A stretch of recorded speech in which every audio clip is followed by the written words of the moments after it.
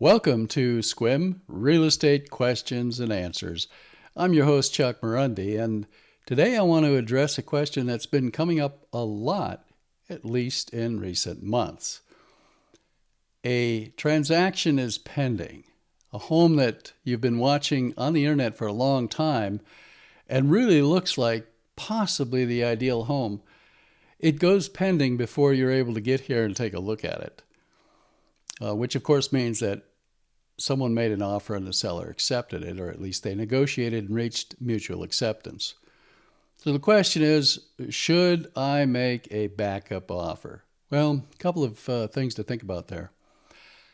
Sequim is different than a lot of real estate markets. The vast majority of buyers coming to Sequim and buying a home are retirees in their 50s and 60s and 70s. And so they're typically people who have perfect or nearly perfect credit.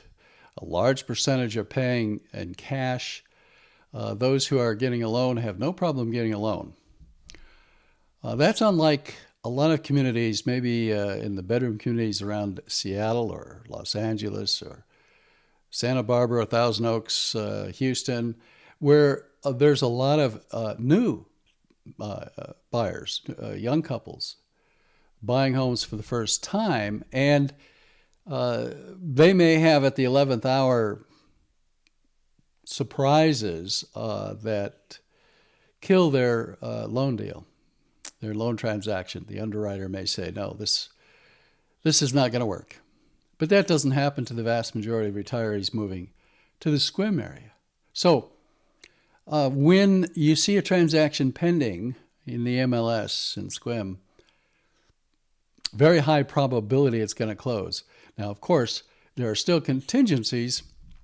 There's the home inspection contingency, possibly a well contingency.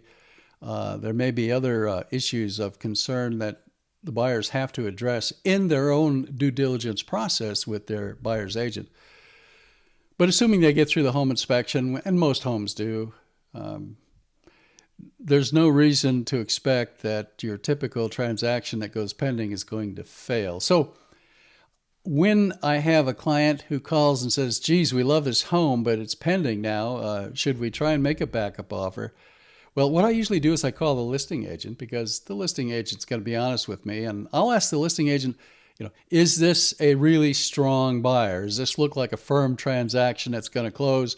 Or are there some really iffy contingencies here, like the sale of the buyer's home back in Boulder, Colorado?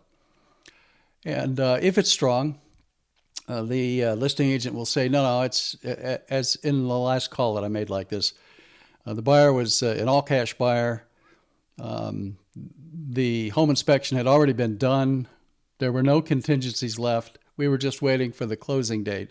In that case, writing a backup offer, probably a waste of time.